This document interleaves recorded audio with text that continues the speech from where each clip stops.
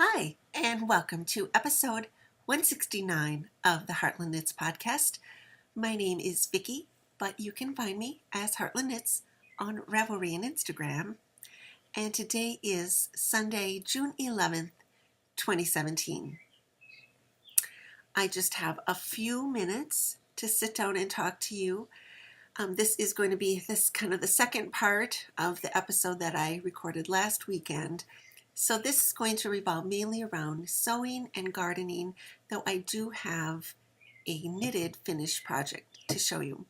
But because I don't have a lot of time like right now, and I am wearing the sewing project, let me talk about that first. So this is my newest kind of me-made dress, and so let me stand up and show it to you so then I can talk about it a little bit more.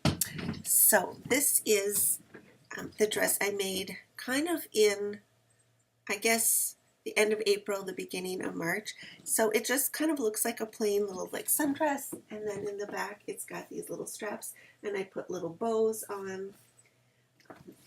By and large, I'm really happy with how it turned out. It's been living on my dress form ever since I finished it, and I've had it on for just a little bit this morning, and I feel like it's a little big, just like right here. But I did sort of when I sewed it, I did like adjust these straps, so I might just kind of readjust those and make them just a little bit snugger. And I think that will take care of this, what looks like a little bit of extra fabric. So I think that will kind of take care of it. I wasn't sure, how it would be kind of like to wear it, if it would stretch out or if it would, feel too tight. I didn't want it to feel too tight. So it's a really, really warm kind of day here. It's so it's early June, and I'm getting a chance to wear it, which is good because I haven't started the second one.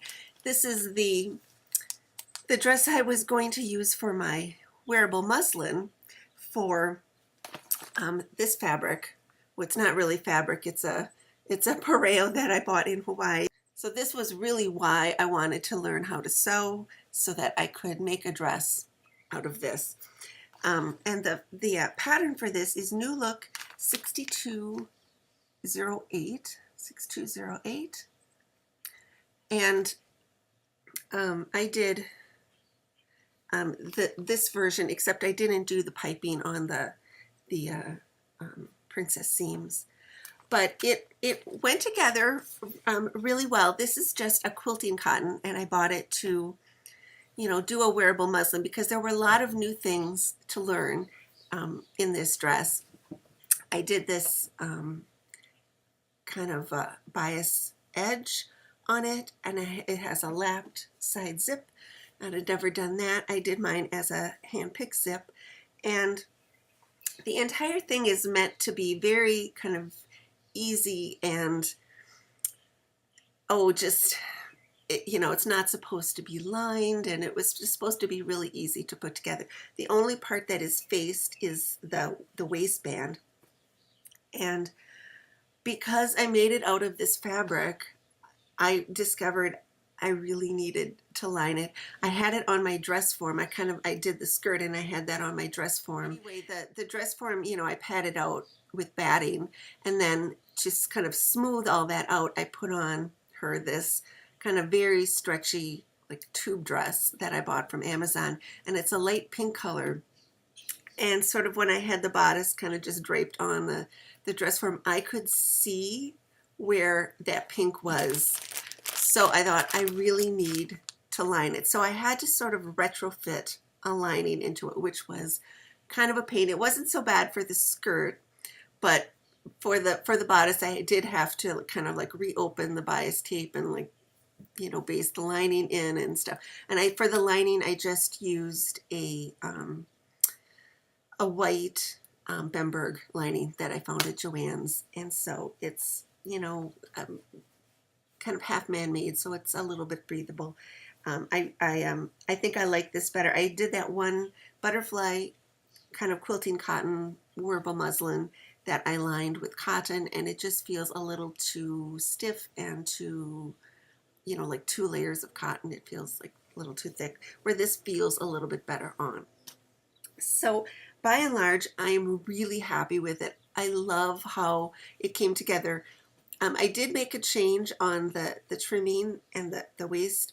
Is when I bought it, the fabric, and I showed it to you, I had this, the poppy fabric, and then there was kind of a coordinating red poppy, like all over, like open poppies. It looked kind of very red when you had it, before you had cut it, and you had the whole piece of fabric.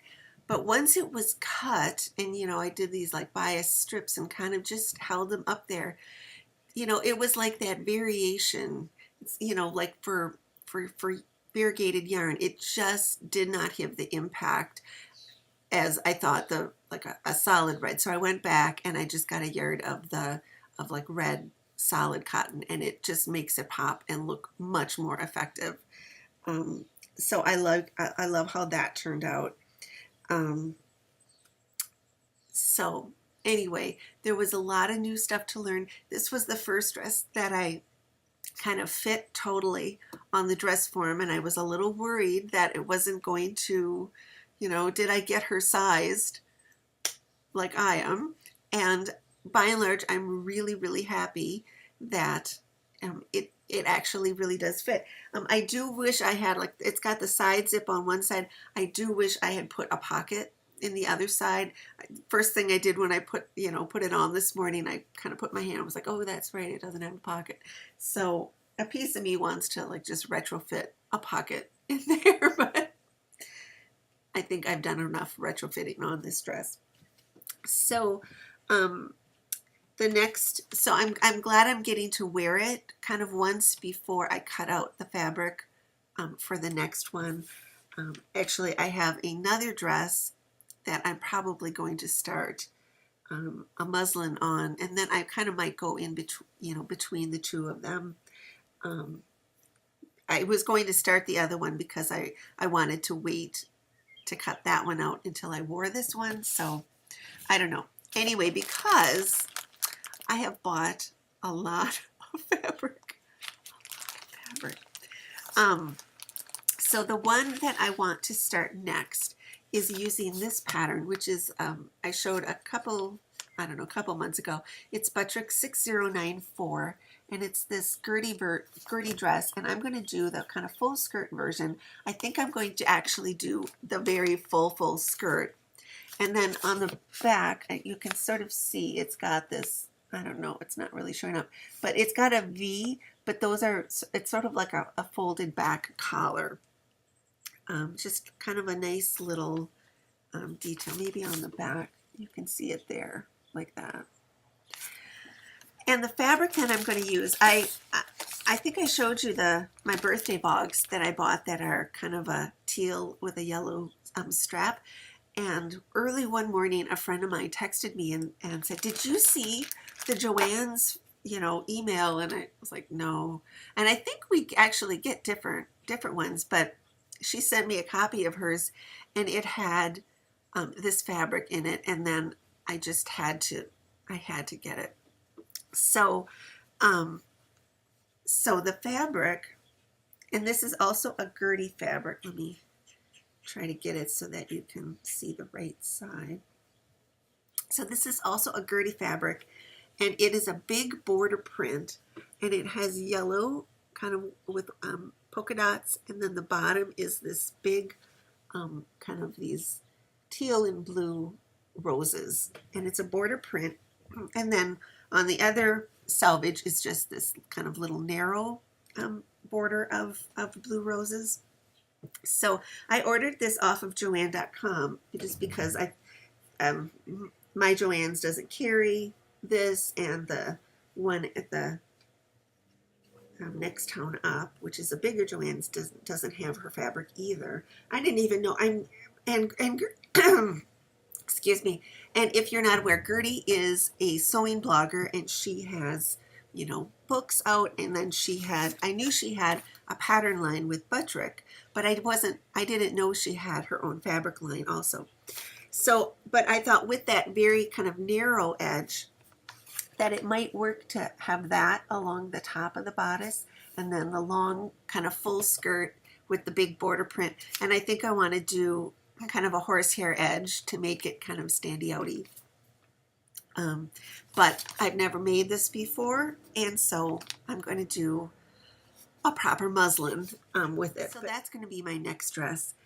And when it arrived, I got my vogs out, my birthday vogs out, and they match it exactly. So that's why it has to be kind of next up on the list.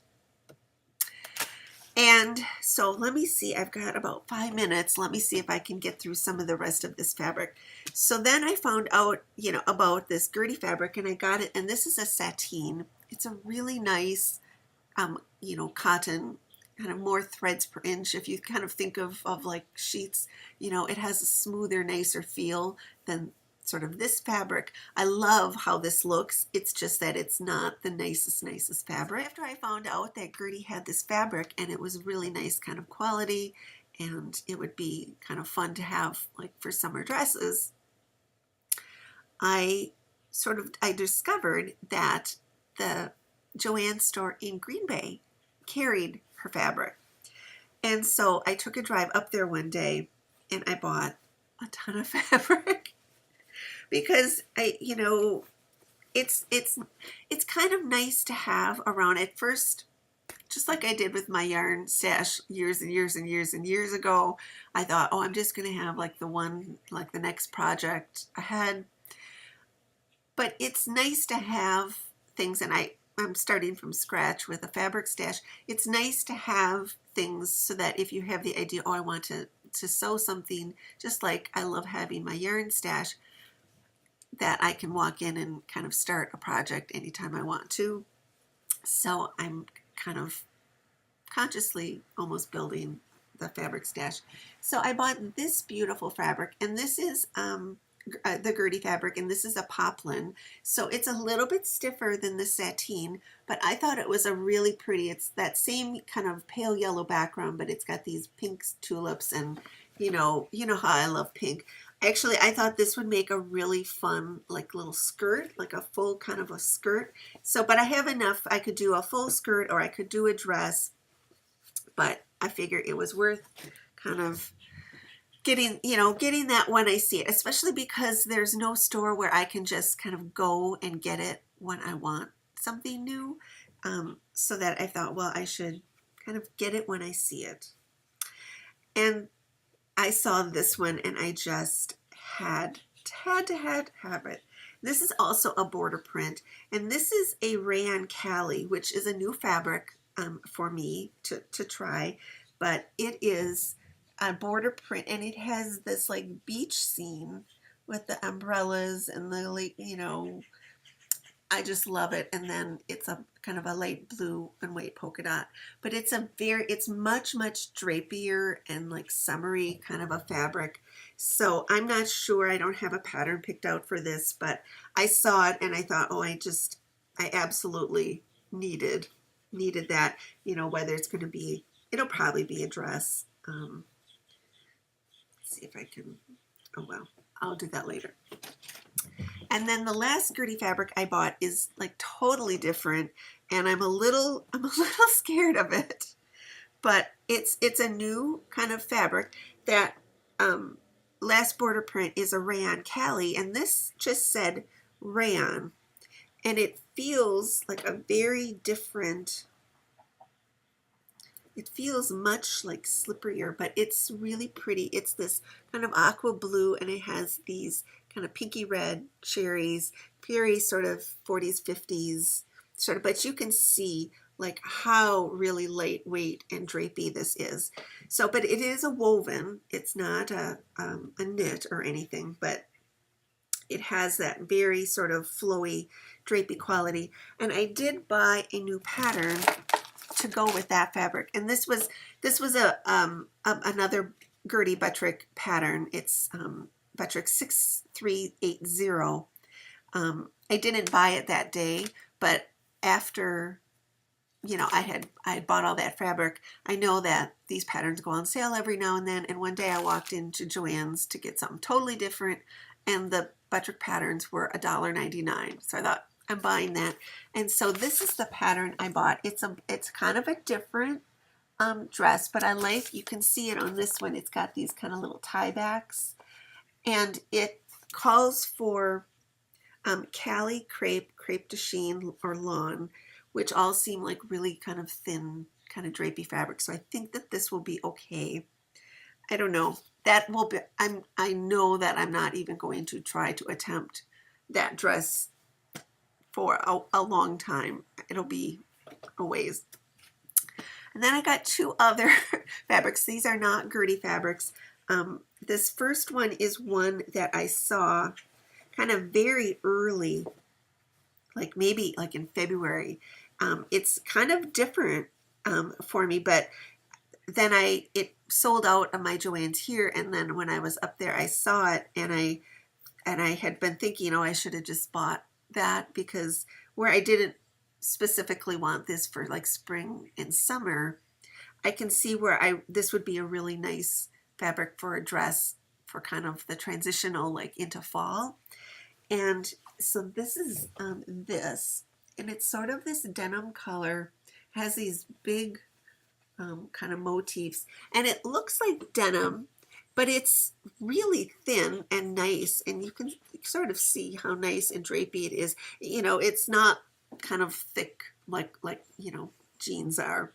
So I think that this will be, I'm not really sure kind of with these great big patterns, like sort of what pattern to do. I had thought of maybe it's a pattern I've never made, but I know a lot of people really love, is the Anna dress. I know Emily from Fibertown has made a zillion of them. So, but I thought that seems to have kind of very simple lines, and I thought, well, maybe that would, you know, look good with this kind of very big prints. So I don't know, if you have an idea, let me know what you think.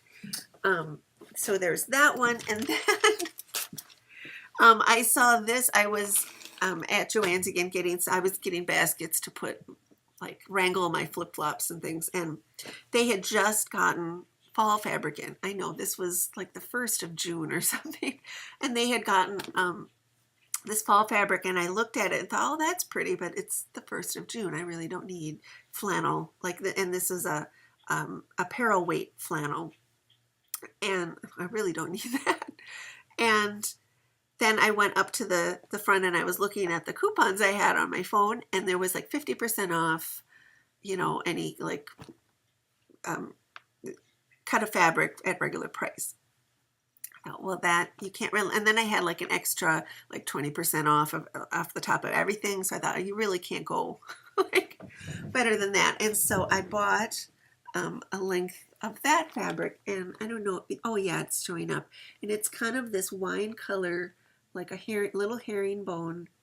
It's flannels, but it's a apparel weight, so it's more threads per inch, so it doesn't, it feels, it's a little sturdier than sort of pajama fabric sort of. But I think that this will make a really like pretty and like fun, like, and you know, dress for the fall. So anyway, I will have to catch up with the rest of what I want to do for this podcast a little bit later on, but I have to head out to church, so I'll be right back.